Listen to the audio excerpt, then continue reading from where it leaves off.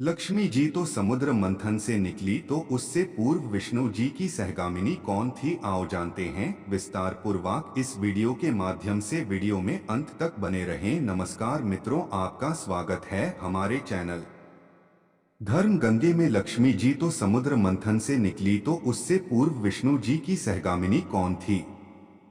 उससे पहले भी लक्ष्मी ही उनकी पत्नी थीं। शायद आपको पता हो कि ये त्रिदेवों की जिन पत्नियों के बारे में शास्त्रों में बताया गया है, वे सभी इनकी शक्तियां हैं। भागवत में या शिव पुराण में शिव की जिन 11 रुद्राणियों का विवरण मिलता है, वे सभी रुद्र शिव की शक्ति स्वरूपा पत्नियां हैं। धी, वृत्ति, उष्णा, उमा, नियुत, सर्पी, इला, अंबिका, इरावती, सुना और दीक्षा ये रुद्र की 11 पत्नियां हैं। इसी प्रकार कहीं शिव रूप में, तो कहीं शंकर रूप में, तो कहीं भोले के रूप में तथा शिव के अन्य अनेक रूपों के हिसाब से उनकी पत्नियों के भी नाम और स्थान बदल जाते हैं। लेकिन वास्तव में तो ये एक ही पत्नी पार्वती के अनंत रूप हैं, जो परिस्थिति के अनुरूप बदलते रहते हैं। भागवत तृतीय स्कंध 12वां अध्याय।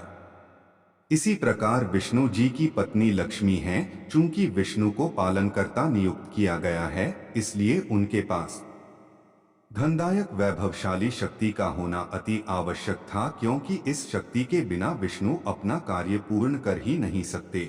इसीलिए लक्ष्मी उनकी अर्धांगिन हैं। ये विष्णु से कभी अलग हो ही नहीं सकती।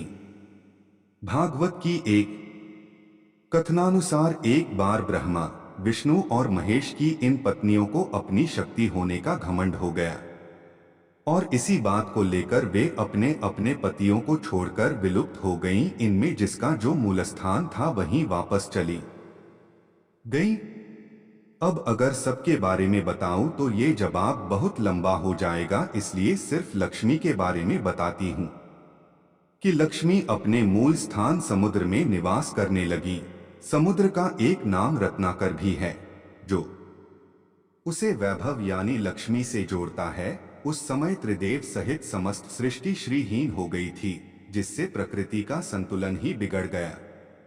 तब समुद्र मंथन के बहाने लक्ष्मी को निकाला गया, जिससे संसार में दोबारा संपन्नता और वैभव की स्थापना हो सकी। तो शायद आपको अपने प्रश्न का उत्तर मिल गया हो। शिव का उदाहरण इसलिए दिया जिससे आप शक्तियों की विशेषता समझ सकें। इसी प्रकार ब्रह्मा की पत्नी ब्रह्माणी हैं, यानी ब्रह्मा की वाणी सरस्वती नहीं, सरस्वती तो उनकी पुत्री है। इन्हें शारदा भी कहते हैं। भागवत तृतीय स्कंध 12वां अध्याय के अनुसार ब्रह्मा जब अपनी पुत्री सरस्वती पर मोहित हो गए थे, तब उनके पुत्रों मरीचि आदि ऋषियों ने ब्रह्मा को बहुत धिक्कारा और समझाया, जिसके कारण उन्हें अपनी देह का त्याग करना पड़ा।